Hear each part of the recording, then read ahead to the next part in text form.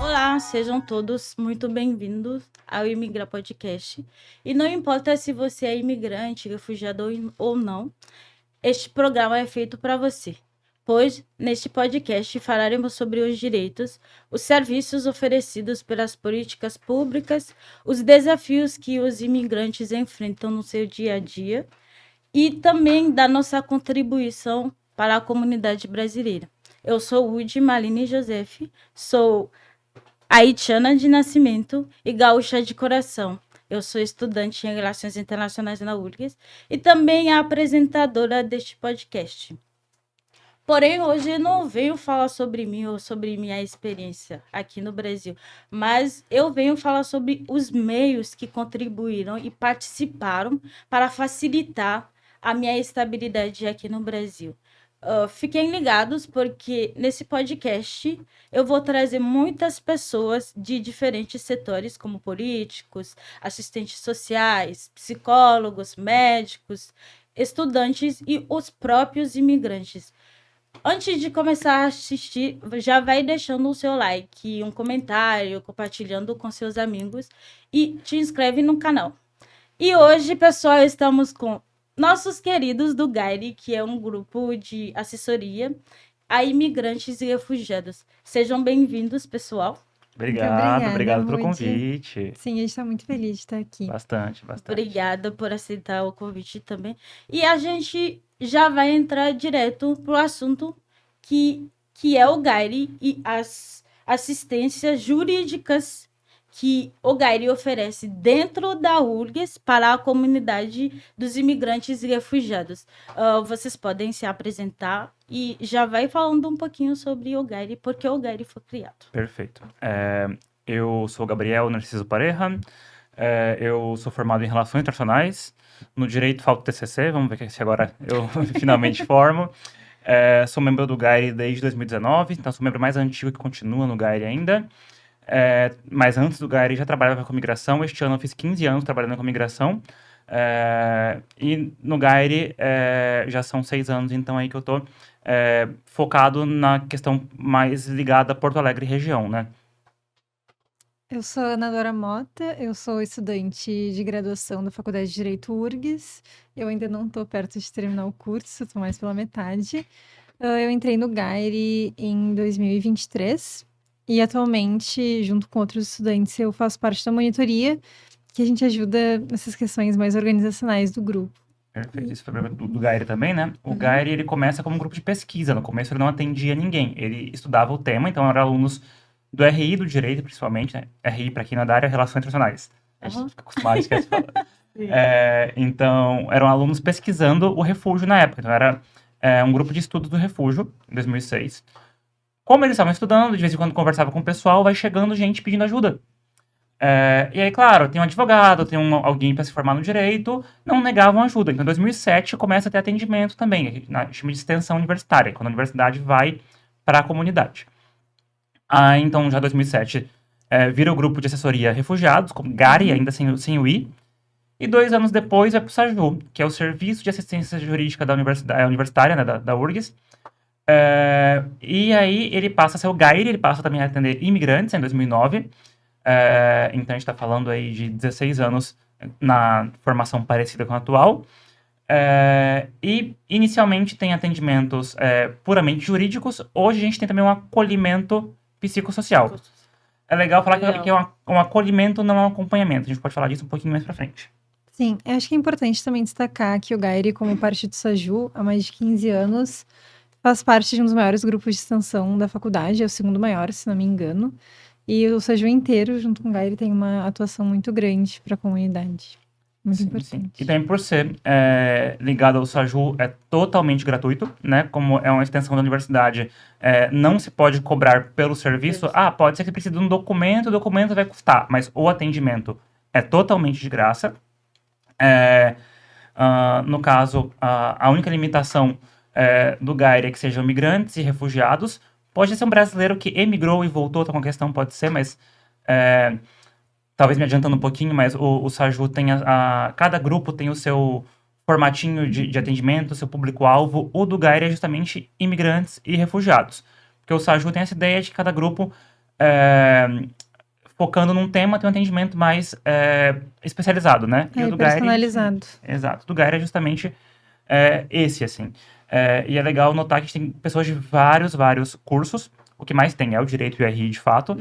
Mas teve gente da matemática já. Teve da área da saúde, teve bastante gente também. Então, a gente não é ligado só nesse limitação assim, de estudantes. Qualquer pessoa que quiser participar pode compor com o Gaire. A gente vai falar mais pra frente da participação do Gaire, inclusive. Obrigada, pessoal. Tem uma pergunta que é bem pertinente.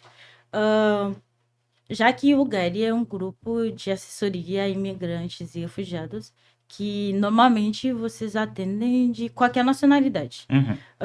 Como é que vocês... como é que funciona o atendimento? Ainda com a barreira linguística?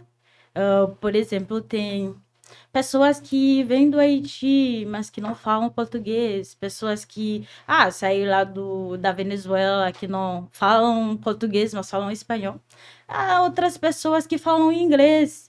Como é que vocês lidam com esse tipo de atendimento? Então, a gente, no grupo, temos vários estudantes e até mesmo professores e advogados que integram um grupo que falam outras línguas. Então, isso costuma ajudar bastante nos dias dos atendimentos. A grande maioria acho que consegue falar inglês ou espanhol.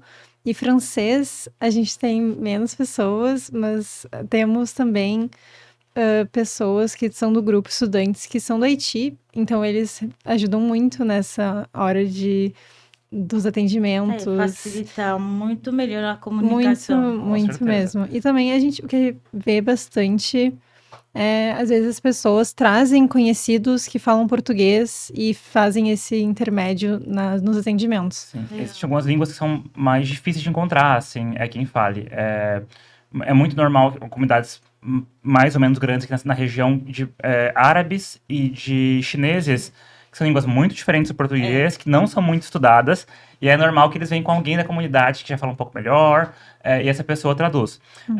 Mas sim, as línguas, digamos, mais comuns nos fluxos migratórios aqui da região, a gente tem pessoas que falam, inclusive o crioulo haitiano, que não é tão comum assim, a gente tem 2 colegas haitianos atualmente, incluindo a Lua, maravilhosa, que auxiliam. Mas o espanhol e o inglês, desde o começo, sempre teve quem falasse, o francês também. E as outras línguas a gente vai tentando adaptar, né? Legal, vocês estão fazendo também um ótimo trabalho. Obrigado. Eu sei que tem associações que trabalham com os imigrantes e trabalham também para os direitos desses imigrantes, mas vendo estudantes mesmo e dentro da faculdade oferecendo esses serviços aos imigrantes, eu acho isso muito bacana. Não somente para os estudantes que estão tendo uma experiência muito boa, mas também para essas pessoas. Eu não conheço nenhuma associação. Eu sou haitiana, não conheço uma associação haitiana. Mas tem atendimento lá dentro da faculdade da URGS. Isso faz com que a pessoa não fica sem serviço ou dependendo de somente uma associação. A pessoa consegue encontrar vários serviços em vários lugares também. Eu acho isso muito bacana. Sim, e às vezes também a pessoa de uma cidade muito pequenininha, tipo, aqui perto tem, eu me recordo, de ter gente de Arroio dos Ratos, cidades de 10, 15 mil habitantes, que naquela cidade não tem associação. Mas naquela cidade, meu vizinho faz faculdade na URGS, e pega o ônibus e vai. Então tem esse contato, porque nem todo mundo é de Porto Alegre, do Novo Hamburgo, né? Tem gente que é de cidadezinhas bem pequenininhas aqui na volta. Legal. Também eu gostaria de saber quais são os serviços que o GAIRE propõe a esses imigrantes e refugiados. Então, a gente, como o Pareja falou, além de atendimento de regularização migratória, a gente também tem acolhimento psicossocial, mas, no geral, a gente tenta resolver qualquer demanda que chegar até nós, então é um arco bem amplo, assim, digamos, então até de demandas trabalhistas, previdenciário, mais regularização migratória mesmo, é o que a gente mais vê. Sim. Às vezes a pessoa só quer ser escutada e um auxílio, assim, um apoio. Sim, eu brinco muito que quando a gente não sabe resolver, a gente conhece quem sabe. Exato. É bem isso. Então, assim, a parte mais jurídica a gente fala, a maior parte do grupo são estudantes do direito do RI, temos muitos advogados também ali, e os professores do direito são responsáveis pelo grupo, eles supervisionam tudo. Então, a parte jurídica é muito bem coberta.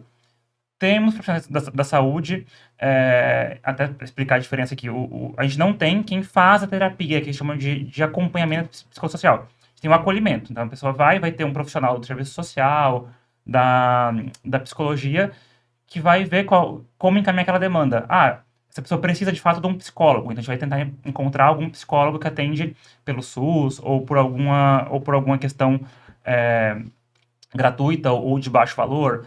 Não, essa pessoa precisa de um assistente social, vamos encaminhar para o CRAS, vamos encaminhar para o CIBAI, por exemplo, que tem assistente social. Então, a gente tem os dois grandes focos, né, do jurídico e do psicossocial, mas se a gente não atende aquilo, a gente pode encaminhar. Por exemplo, a gente tem parte criminal do jurídico, a gente não faz criminal. A gente tem um bom contato com a Defensoria Pública, com outros grupos que fazem criminal, com advogados que fazem pro bono. Há roupas, a gente não tem roupas. O CIBAI tem, a gente encaminha pro CIBAI. Agora, após inundações, mudou um pouquinho, mas antes tinha roupa para entrevista de emprego, que é uma roupa um pouquinho diferente, mais formal. O pessoal do Cine, da prefeitura tinha, a gente caminhava pro Cine. Então, a pessoa tem uma entrevista que ela não conseguiu no Cine, mas a roupa ela ia no Cine conseguir. A gente tem a gente fala que a gente trabalha em rede. Então, a gente tem uma rede grande, né, para atender.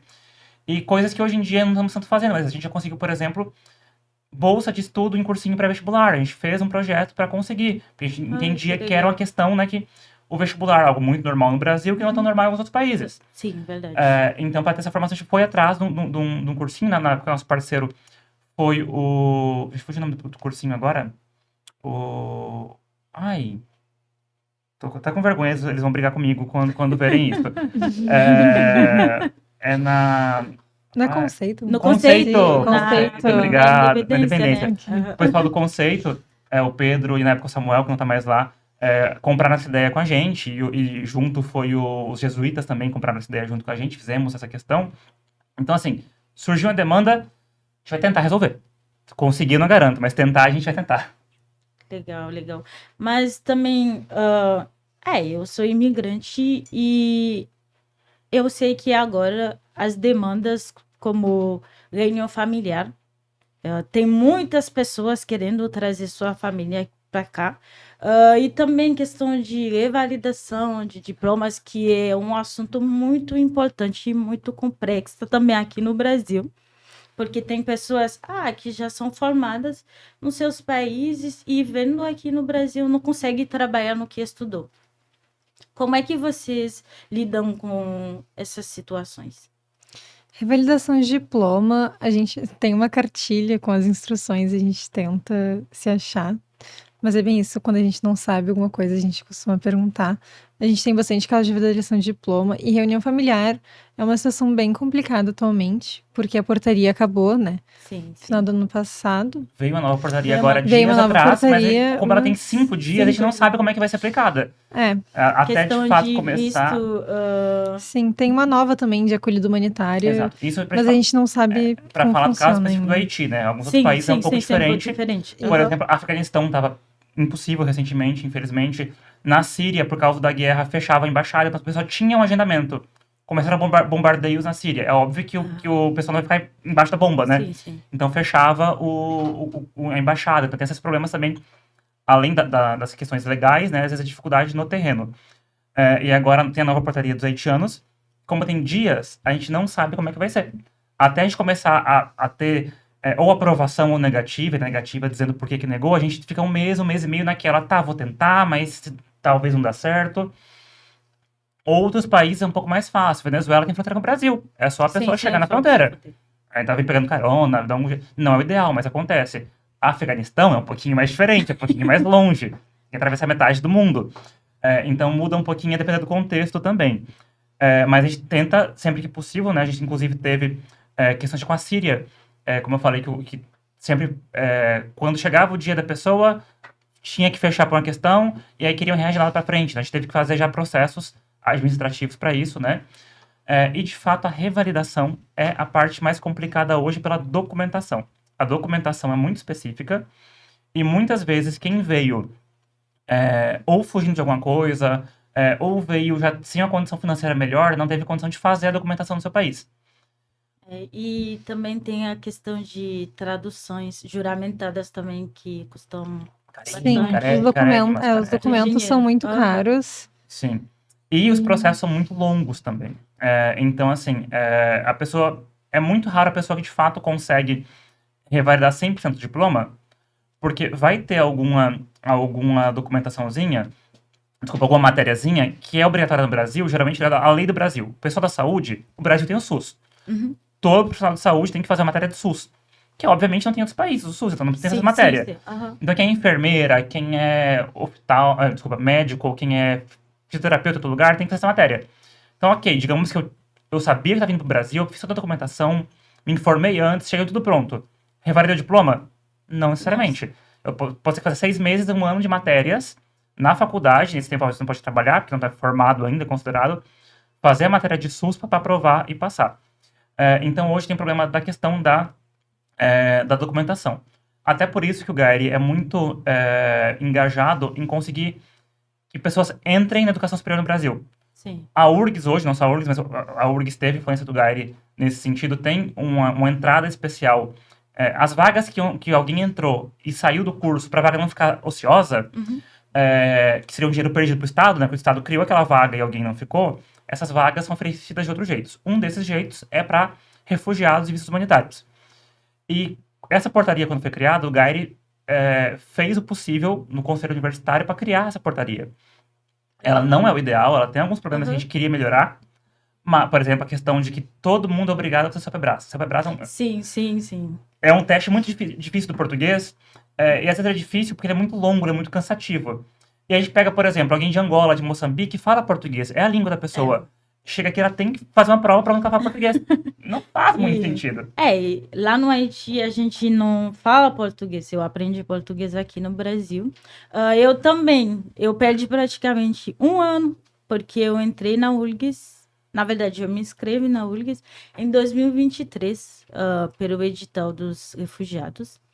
Mas por causa que eu não tive o certificado, eu não podia começar a estudar. Porém, eu concluí o meu ensino médio aqui no Brasil.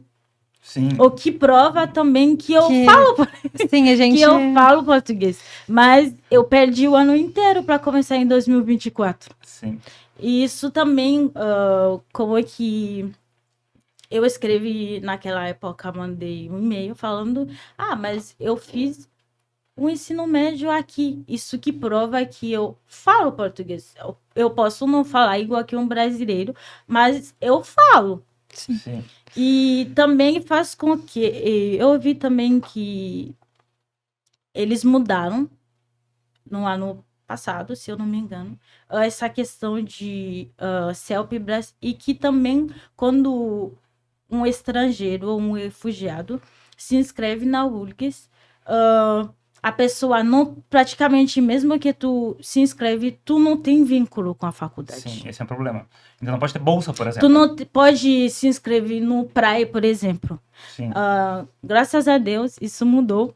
E só a questão de CELPE-BRAS que eu acho um pouco rígido, se eu posso dizer isso. Ainda para quem está estudando aqui no Brasil, tipo, ensino médio, e para fazer CELPE-BRAS, a pessoa tem que fazer um curso preparatório, porque são 4 textos e um vídeo oral. Sim. Então, para mim não foi muito, muito difícil, mas tem pessoas que eu acho que não precisam disso. Sim. Sim, a gente vê muitos casos de pessoas que se formaram no ensino médio aqui e mesmo assim precisam fazer a prova. Sim, às vezes é pior, a pessoa veio para o Brasil bebê ainda. Então ela cresceu no Brasil. Os pais fugiram de uma guerra, fugiram de uma situação com a pessoa que é bebê. Então ela fala português igual um brasileiro nascido. Uhum. Ou às vezes, mas por alguma questão identitária, por exemplo, os palestinos, muitos não querem se naturalizar por questão de pertencimento à causa palestina. Então ele fica no Brasil vários anos como palestino mesmo, mas ele veio pra cá beber. E ele fala português perfeito. E ele é um refugiado que cresceu aqui. E ele tem, se ele for usar essa vaga, tem que ter um CELPE-BRAS. Eu entendo que quando essa vaga foi criada, era uma coisa muito nova, e tinha um pessoal da universidade com esse discurso de que como eu vou garantir que essa pessoa não está desperdiçando a vaga. Então, o jeito que eles tiveram na época, ok, para eu saber que a pessoa fala português nesse nível, é isso. Falando quando isso começou, lá atrás, que não se sabia como ia ser o caso, eu posso aceitar essa desculpa. Não concordo, mas posso aceitar.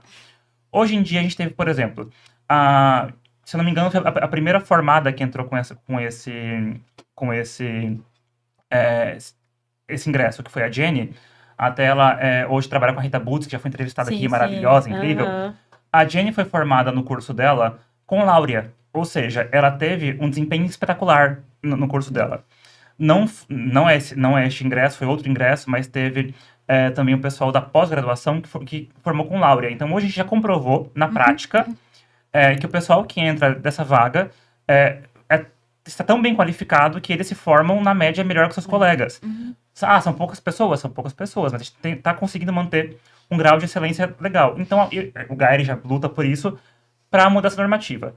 Como a normativa do Conselho Universitário, você está acima do reitor, é o órgão o último órgão da universidade, é um pouquinho mais burocrático. A gente está tentando chegar lá, a gente conversa com alguém daqui, alguém ali, para conseguir mudar essa norma. Infelizmente, na URGS hoje é assim. Vamos tentar mudar.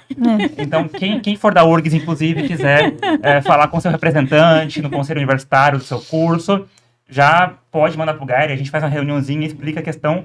A gente quer, o próximo passo é que esse ingresso seja mais facilitado ainda, para que todo mundo tenha a chance de estudar no Brasil, já que o estudo é uma das coisas que mais abre portas de trabalho e de integração no país. Legal, legal.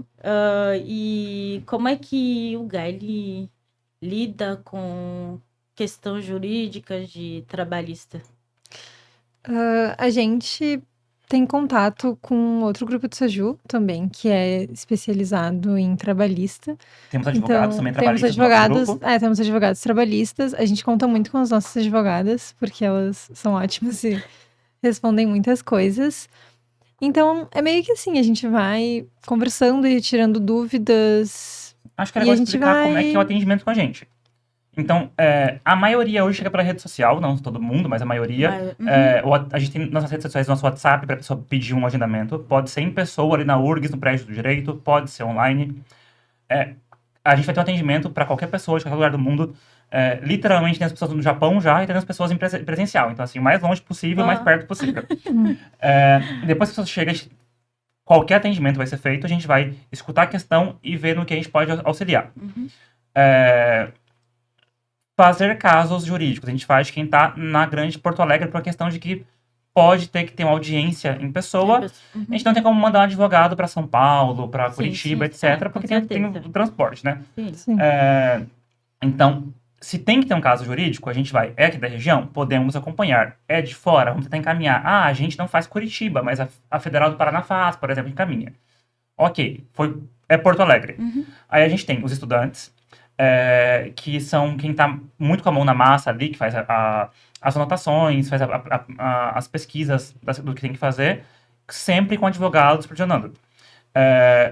Como temos poucos advogados trabalhistas no nosso grupo, se faltar, a gente vai com o GATRA, que é o grupo do SAJU de trabalhista, mas muitas vezes é suficiente que a gente tem.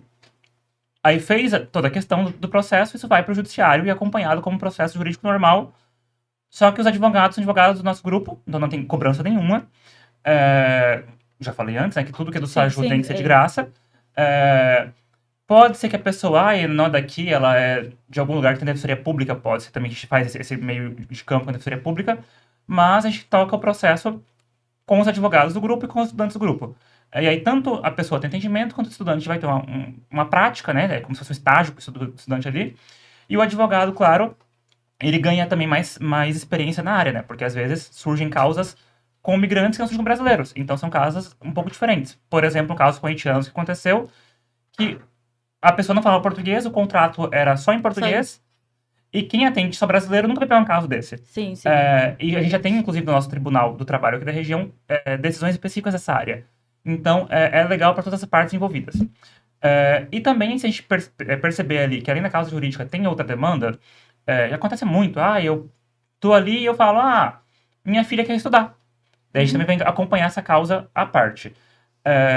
E a outra Porém, essa parte, outra parte que atende terças de manhã no Saju, qualquer um que chegar já atende. Marcou antes, eu garanto que vai ser na hora que a gente marcou. É 10h30 às 10h30. Chegou lá, pode tomar um chá de cadeira, pode ter que esperar até alguém ficar liberado para atender. Mas também é bem-vindo terça de manhã ali. E aí vai ter o atendimento normal. Se não fala o português, nem o espanhol, nem o francês ou o inglês, e puder trazer alguém, pode facilitar, mas tem que ser de confiança, que são questões sensíveis às vezes, né? E lembrando que tudo que acontece ali, a gente está resguardado pelo mesmo sigilo que os advogados têm. Então, tudo que aconteceu ali é sigiloso, a gente não vai falar nada. Se a pessoa permitir a gente usar esses dados para pesquisa sem nome, então, assim, de vez em quando a gente pode falar daqui a pouco disso, a gente vê quantas pessoas, de quantos países, de quantas, quantas mulheres, quantos homens, mas assim, a gente nunca vai falar fulano de tal. Tivemos 30 causas trabalhistas. Quem foi? A gente não fala. É sigilo total nosso. E do cliente, claro, do assistido. Sim. Mas a gente... tudo super garantido. Infelizmente, temos causas sensíveis como violência doméstica também, que às vezes é uma questão mais sensível. Tudo super resguardado, ninguém vai saber de nada. Então, a gente tem todo esse cuidado, igual qualquer advogado particular tem. Com a diferença de que a gente tem experiência a lidar com migrantes. Tanto que, às vezes, chegam advogados particulares pedindo coisa pra gente, porque essa experiência não é tão comum, em todos os lugares. E vocês acompanham até o final esses processos? Sim, se a pessoa quiser, sim, né? Como a questão do advogado, se a pessoa se mude, por exemplo. Eu tô com um processo e eu vou morar em Pelotas, por exemplo. E pode ser que ela queira um advogado mais de perto. Tudo bem, a gente, não tem problema nenhum com isso, mas até o final do processo... Enquanto a pessoa quiser que a gente assiste ela, a gente vai assistir. Exatamente. Então... Legal. E também a questão, quando não é jurídica, quando é psicossocial, a gente faz mais um encaminhamento mesmo. Esse aí não é tanto com a gente o resto do caminho, né? A gente vai encaminhar, mas o jurídico a gente faz até o final, se a pessoa quiser. Se a pessoa quiser. E quantas pessoas o Gali já atendeu? Nossa, é complicado. No geral... Nossa, eu tentei ir atrás de informações, assim, de dados mais específicos. A gente não tem um mapeamento de todos os anos, porque a gente tem quase 20 anos de... Mas eu sei que no ano passado nós tivemos 129 atendimentos. E quartel nacional. Atendidos, 129 pessoas atendidas, de diversas nacionalidades. E também, no começo, né, bem no comecinho do Gairi, não tinha tanto esse acompanhamento de números. E depois, até a pandemia, tudo no papel, então alguns dados se perderam na pandemia para essa questão. Sim. Tanto que até a pandemia o atendimento era só presencial, né? Quem já tinha o caso andando podia ser virtual, mas não era presencial. São várias nacionalidades. Sim, eu acho que no passado foram 84 nacionalidades diferentes. Tem quase metade do mundo, assim. Então, que legal. Eu fico brincando que tem países que eu nunca pensei que fosse conhecer alguém e já conheci alguém por causa do Gairi. É verdade. Temos aqueles que mais nacionalidades, assim, o que mais tem, acho que vai repetir no Rio Grande do Sul, quase todo mundo que tem de imigrante. Tem muito venezuelano. Sim. Seguidos por haitianos. Sim. Em terceiro lugar, tinha muito... Antes eram cubanos ou senegaleses, e alternando, mas desde o ano passado, os argentinos estão chegando bastante. Então tá tendo essa nova... sempre teve migração, porque assim, a fronteira aqui Brasil-Argentina sempre teve muita pessoa que ia e voltava. Mas agora, por questões econômicas, a Argentina tá vindo muita gente. Então, ficou em terceiro os argentinos, em alguns anos, às vezes é o senegalês, às vezes o cubano, vai mudando de terceiro a quinto lugar. Depois tem comunidades um pouco menores, mas que aparecem bastante. Angolanos, moçambicanos tem um pouquinho, Guiné-Bissau teve bastante. Por exemplo, acho um caso legal, a gente tem muito aqui perto, em Montenegro, tem muita pessoa da Mauritânia, que é um país muito pouca conexão com o Brasil, mas como ali tem um abatedouro que exporta muito para países muçulmanos, o abatedouro tem que ser um muçulmano que faz o corte do boi, então aquela empresa chama muita gente da Mauritânia, então aqui está 1 hora de Porto Alegre e tem uma comunidade, sejam 20 pessoas, a Mauritânia é muito longe, então é um número considerável. Então tem de tudo, assim, já temos, como falei antes, do Japão, às vezes um brasileiro que foi embora e voltou. Então, assim, Itália, França, Paquistão, Coreia. Paquistão tem bastante, verdade. Paquistão tem bastante. E a gente, assim, eu descobri comunidades de imigrantes que tem em Porto Alegre que eu não sabia até entrar no Gairi. Paquistão é uma delas. A gente tem Na Zona Sul de Porto Alegre, algumas famílias paquistanesas. E é uma coisa bem específica, porque são famílias paquistanesas que moravam na Venezuela e depois vieram pra cá. Vieram pro Brasil. Sim. Sim. Uau. Ou também a URGS Legal. tem um intercâmbio na física, no curso de física, muito grande com a universidade paquistanesa. Então tem muito Uhum. pessoal também que vem pesquisar física aqui. Então são movimentos muito peculiares que eu conheci por causa do Gairi. É. E às vezes são vizinhos nossos, às vezes.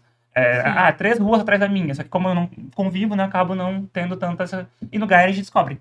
Ai, que legal. Vocês estão fazendo um ótimo trabalho. Muito, Obrigado. muito, muito, muito legal. Obrigada. E eu acho que também vai ter demanda sobre questão de naturalização também, que é muito, muito comum. Ainda na comunidade haitiana, que eu mais conheço, falar um pouquinho como é que funciona esse processo Bom, de A naturalização. naturalização, eu particularmente acho bem complicado, porque, enfim, tem leis diferentes que dizem coisas diferentes, mas o texto constitucional diz uma coisa, né? Tipo, se fosse pelo texto constitucional, seria muito mais fácil se naturalizar no Brasil. Mas, tipo, ficam criando impedimentos e dificulta Assim, a bastante. gente tem a lei de imigração e a Constituição, vai falar só em tempo de residência. Uhum. Aí tem uma portaria, tem um decreto e uma portaria que vão dizer que só conta a residência indeterminada. Para quem não está familiarizado, a maior parte das pessoas chega com residência temporária, geralmente de 2 anos. Uhum. Se a pessoa não deixa vencer o documento, ou não perde... Quem vem com trabalho, tem que manter o trabalho, por exemplo, aí depois de 2 anos ela pode virar indeterminado. Então, só nessa brincadeira, se fosse seguir o texto da lei de imigração, que é a 13445, ou da Constituição, já são 2 anos que a pessoa perdeu Uhum. nesse. Mas ok. Então, ela vai ter... Tem alguns requisitos. O tempo de residência no Brasil, isso vai mudar um pouquinho. Para esse pessoal de língua portuguesa, um pouquinho menos. Quem tem um filho, um cônjuge brasileiro, um pouco menos. Aham. Via de regra, Legal. 4 anos. É o mais comum. 4 anos de indeterminado. Indeterminada. De indeterminado. Exato. Que, como eu falei, a gente tem essa questão, né? Às vezes a pessoa tá aqui, tipo, eu fiz toda a minha graduação no Brasil, mestrado e o doutorado. Então, eu fiquei 10 anos no Brasil, temporário, porque era estudante. Não Sim. vai contar. Não, vai. Mas se fosse pelo texto constitucional, contaria, tecnicamente, porque é Ele só... fala residência, não diz residência, qual ponto. tipo de É. residência. Exato. Mas, enfim, hoje o que a PF aceita é isso. E a gente acaba tendo que seguir isso ou brigar judicialmente, às vezes dá certo, às vezes não dá certo. Então, além do tempo de residência, a maioria tem que comprovar o conhecimento da língua portuguesa, tem algumas regrinhas para isso. A exceção, quem é de um país de língua portuguesa, porque, óbvio, né, a pessoa é de um país que fala português, ela não tem que comprovar isso. Ou então, o pessoal que está há mais de 15 anos com determinado no Brasil.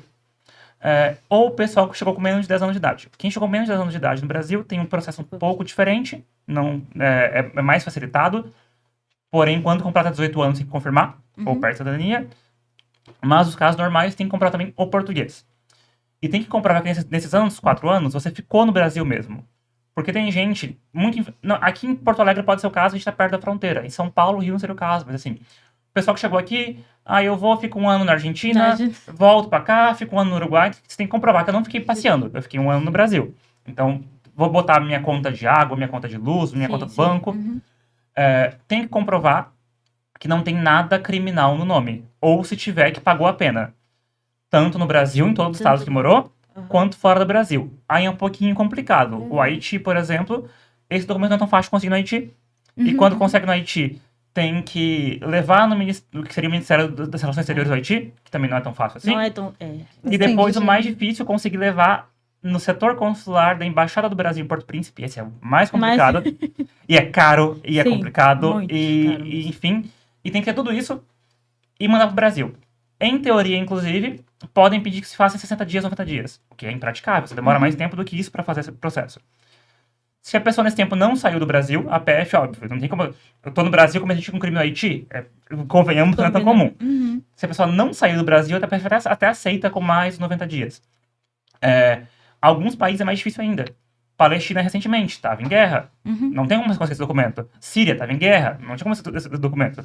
Então, essa parte do documento é um pouco mais difícil. Sim. A parte do documento criminal, quem é refugiado, reconhecido, está isento.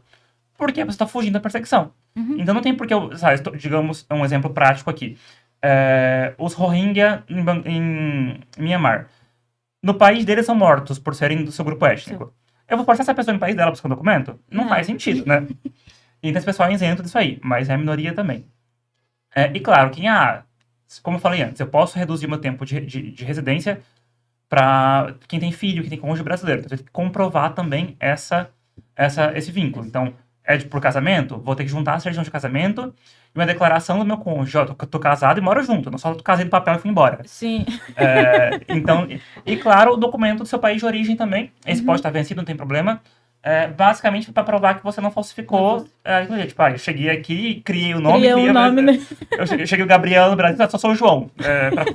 Pra dizer que eu fugi que eu matei aí no meu país e fugi. Não, Sim, todo documento criminal. E hoje o problema é que esse processo é meio demorado, tem uma fila muito grande. Sim. E isso Porto Alegre ainda, em comparação com São Paulo, é mais rápido. São Paulo, eles marcam hoje, depois que a gente manda os documentos, a PF analisa isso. Quando ela analisa, tá tudo certinho, é tudo no computador. Ela te chama pra ver se tudo que você manda no computador é de verdade. Ela pega documento por documento e olha o original. Porque é fácil eu fazer um PDF falsificado, né? Sim. Então ela chamei o original pra ver ali. Aqui em Porto Alegre, às vezes a pessoa, PF viu o documento hoje, ela te marca pra semana que vem, daqui a 15 dias no PF. Em São Paulo, eles marcam hoje pra novembro e dezembro.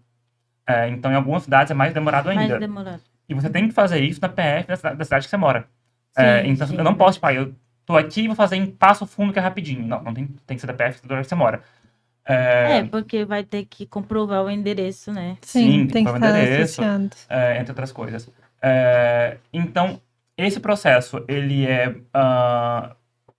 acaba sendo, na prática, um pouco mais difícil do que devia, um pouco mais burocrático do que devia, mas quem tem toda a documentação não é tão complicado. Ele é chato, mas não é difícil fazer o processo. O difícil é conseguir os documentos. Dá pra perceber que a grande maioria das nossas demandas, a maior dificuldade é conseguir os documentos A gente em falou dos outros estudos, países. né?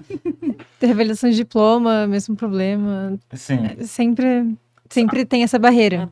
Acho legal comentar para os ouvintes que muitos são migrantes, que um documento de outro país, para ter validade em outro país, na maioria das vezes, tem que ter uma prova de que aquele documento é verdadeiro. Porque não tem como o Brasil saber todos os documentos de 200 países. Sim, com certeza. Aí tem dois jeitos. Os países que são signatários da Convenção da Haia, da apostila da Haia, esses têm o apostilamento. Cada país tem a regrinha, mas geralmente você vai ou no cartório do teu país, ou no ministério do teu país, e eles vão dar um carimbo, um selo ali provando que o documento é original, e aí ele vem pro Brasil, o Brasil é signatário também, vale aqui. Hoje, quase toda a América do Sul, a América do Norte tá nessa apostila, a Europa quase toda também, a Ásia, alguns países, o Caribe não todos, infelizmente, que é o caso do Haiti que não tá, o Senegal tá, então assim, tem muitos países que conseguem isso. Então, levei no meu cartório, no meu ministério, chegou ali no Brasil, tem que traduzir, se não for em português, para provar que tá falando, né? E aí a gente falou antes do custo da tradução.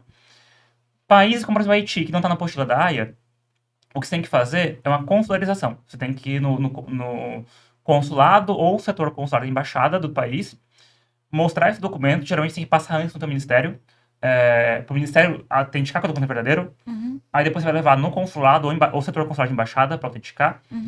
Isso tem custo, infelizmente. Sim, não é um processo fácil também. Não é tão rápido. E assim, o Haiti ainda tem, por exemplo, a embaixada brasileira ali, bem ou mal tem. Pensa em Madagascar, não tem uma embaixada brasileira lá. Eles têm que ir pra Moçambique, têm que sair do país deles. Eles têm que pegar um visto pra ir em Moçambique pra ir na embaixada.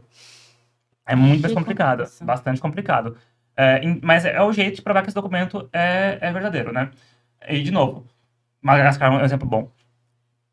Sou de Madagascar, tive que passar no ministério do meu país, pegar um visto para Moçambique, fazer essa tramitação em Moçambique, voltei para Madagascar, vim para o Brasil e cheguei aqui, tem que traduzir, porque tem em francês o documento. Sim. Então, tem toda essa questão. O refugiado, de novo, não é para fazer a pessoa voltar para o país dela. Então, o refugiado tem algumas facilidades, as proteções, assim. O documento vai ter que ser traduzido, mas para a maioria dos processos não tem que estar apostilado ou consularizado. Essa é a facilidade do refugiado para evitar que a pessoa se exponha a risco de novo. Mas, de novo, é só para refugiado reconhecido, né? Ou quem pediu refúgio está esperando, em alguns casos vai, em outros não. Então, assim, tá na dúvida? Procura o Gaire e a gente vai poder ver melhor o seu caso. Muito, muito, muito obrigado, pessoal. E você que está assistindo aí, vem pegar seu serviço no Gaire, porque o Gaire bem amplo, não somente questões jurídicas, mas tem outras questões de Sim, acesso à saúde, saúde, a gente caminha muito. educação. Vem pro Gaire pegar seu serviço. E digo mais, além de empolgar pelo serviço, se o pessoal é estudante, não tem que ser da URGS, é estudante de qualquer curso, ou é profissional, pode ficar atento às redes sociais do Gaire para quando abrir vaga, se candidatar no Gaire. Legal. Você pode ser parte do Gaire também. E assim, como eu falei, tem mais gente das relações internacionais do direito, mas já tem gente da matemática, enfermagem, tem vários cursos, então, todo mundo... você pode trazer especialidade pro Gaire. A parte de migração, a gente entende que pouca gente ensina, essa parte pode ensinar. O que a gente precisa é de gente bem disposta. Tendo à disposição, a gente ensina parte da migração. Sim. Então, quem quer participar do Gaia também, seja brasileiro, seja imigrante, seja de qualquer curso que for, qualquer área que for, é convidado, é só acompanhar as redes sociais e se inscrever, porque você pode ter o serviço no Gaia e você pode fazer parte do Gaia também. Gaire. Sim, Tá, falar pra gente um pouquinho como é que funciona o processo seletivo do Gaire. Então, o processo seletivo do Gaire, a gente segue o calendário da URGS, né? Então, é por semestre e a gente faz normalmente junto com o SAJU, que é uma seleção unificada. Então, o edital é divulgado no Instagram do SAJU, que eu, se não me engano, é SAJU URGS, para quem estiver interessado. E é mais ou menos no início do semestre, eu acho que esse ano vai ser, tipo, em outubro. Geralmente. Sim. Por aí, de setembro, talvez. A gente abre as vagas e uma das bases do grupo, um dos pilares do grupo é a interdisciplinaridade, né? Então, a gente, como o Gabriel disse, aceitamos pessoas e profissionais de todas as áreas. Então, quem quiser, a gente faz entrevista. E geralmente tem algumas vagas mais direcionadas, assim, estamos precisando de advogado. Fiz vagas de advogado, mas também tem a vaga de outros cursos, outras áreas. Sim, então, a gente abre vagas especificamente para pessoas do direito, que é um serviço da faculdade de direito, então normalmente é quem mais se interessa. Relações internacionais também. A área da saúde, psicologia ou serviço social, especificamente comunicação também ajudaria bastante. E esse de outros cursos. Sim, a gente tem da matemática, por exemplo, que às vezes parece besteira, mas o professor da matemática é professor também, então ele conhece essa educação. Então, todo mundo é bem-vindo. Eu falo muito rápido, desculpa, mas assim, eu falei antes, repeti bom mais devagar, de qualquer universidade, não tem que ser da URGS. Não tem que ser Quem é da URGS, aluno da URGS, pode ter a gente tem bolsas, né? Então, assim, para ganhar bolsa tem que ser da URGS e tem algumas regrinhas, mas se é só participar, se é contribuir, pode ser de qualquer universidade. Formados também. E aí tem, como a Dora falou, tem entrevista, e depois da entrevista, a gente tem um comprometimento para ganhar um diploma de pelo menos um ano, isso é a regra do SAJU, né, do Gaire. Para ter o diploma, tem que ficar um ano no SAJU, seja no grupo, no caso do nosso Gaire. Então, porque a gente sabe que às vezes a pessoa também está interessada em botar isso no currículo dela. Então, para ter o diploma, vai ter que ter um ano de contribuição, essa questãozinha. Quero ficar 6 meses porque eu quero ficar e quero aprender, legal, bem-vindo também. Mas, para ter o diploma, é legal falar do 1 ano, porque a gente sabe que para muita gente é importante o diploma, né? Botar no currículo ali. Mas qualquer curso, pessoal, super bem-vindos. Eu acho muito interessante dar essa possibilidade para os alunos ou estudantes ter esse vínculo para quem gostaria de trabalhar com imigrantes ou refugiados, ter essa experiência já com os casos, né? Casos para resolver como é que se resolve, ou aonde ir, buscar ajuda. Eu achei muito, muito, muito bacana. Sim, e é um grupo da universidade, né? Então, ninguém espera que as pessoas entrem já sabendo tudo sobre, e a gente tá sempre aprendendo. A gente gosta de falar que o Gabriel é a nossa enciclopédia, que a gente tira todas as dúvidas com ele. São muitos anos trabalhando na área, né? Ele tem muitos anos de profissão. E, tipo, é difícil bater isso com alguns semestres na faculdade, né? Obviamente. Então, a gente tá sempre aprendendo e descobrindo coisas novas. São temáticas... Eu já fui a pessoa que não sabia nada. Eu já fui a pessoa que chegou e falava, gente, me ensina. Então, assim... tem um ditado espanhol que mais sabe o diabo por velho que por diabo. Ou seja, não é só a malícia, é o tempo de experiência. Então, assim... Mas quem quiser ter 15 anos, 20 anos, tô super ajudando, é bem-vindo, vou ensinar o que eu puder. Então, todos super bem-vindos. Ai, que legal. Então, gente, muito obrigado. A gente agradece. A gente agradece. Foi muito, muito bom conversar com vocês sobre os serviços que o Gaire oferece, não somente aos imigrantes, mas também aos universitários. Isso eu Perfeito. acho que é muito, muito bom, muito legal. E você que é estudante em Relações Internacionais, em Direito, seja na URGS ou na PUC, qualquer faculdade ou universidade, vem pro Gaia. Ou quem não é e Vem quer pro virar Gaia. estudante também, a gente também ajuda a entrar na URGS, a gente ensina o caminho para poder entrar na URGS também. Legal. É. Então, vem pro Gaile, pessoal. Segue o Gaile lá no Instagram, né? Gaire Sim. Saju. É Gaire Saju. Gaile Saju, lá no Instagram. Vai lá e acompanha os processos, as novidades, porque o Gaile não trabalha somente para os imigrantes, mas trabalha também com os imigrantes. Verdade. Então, gente, vamos encerrar por aqui. Muito obrigada a você que ficou até o final. E não esquece de se inscreve no canal, deixar um like, compartilhar com seus amigos. E deixar também um comentário, porque nunca se sabe se tu não vai ser o próximo convidado. Eu não sei se o Gaile... eu falo Gaile porque vocês Sim. representam o Gaile. Se tem algumas sugestões ou recomendações finais. Além de seguir o Emigra, seguir o Gaire também, né? Seguir o Gaire Saju no Instagram e também ficar atento ao nosso processo seletivo, quem quiser Sim. compor o grupo. E também agradecer o espaço, né? E falar também que quem precisar de atendimento, lá no Instagram do Gaire tem Tem o o número linkzinho do com o número do WhatsApp para Legal. pedir atendimento. E como eu falei, tem horário marcado, diferente de horário marcado, não tem horário marcado, é só chegar na Faculdade de Direito nas terças-feiras, a partir das 10 da manhã. E aí é atendido. Só ficar atento quando tem férias na URGS, a gente fecha, né? Então tem essa questão, Sim. pra não bater na porta da parede. É. Mas mandando no WhatsAppzinho, a gente marca só dizer o que você tá precisando, a gente vai dar um jeito de tentar ajudar. Tem e-mail também, né? O que Tem vocês e-mail. Aham, Eu acho que é gairesaju@gmail.com. legal. Uhum. Então, tá bom, pessoal. Muito obrigado por aceitar um convite. O Gaire agradece. A gente agradece, a gente Muito sempre... obrigada. E você, vai lá, segue o Gaire e vem fazer parte do Gaire. Obrigado. Obrigada.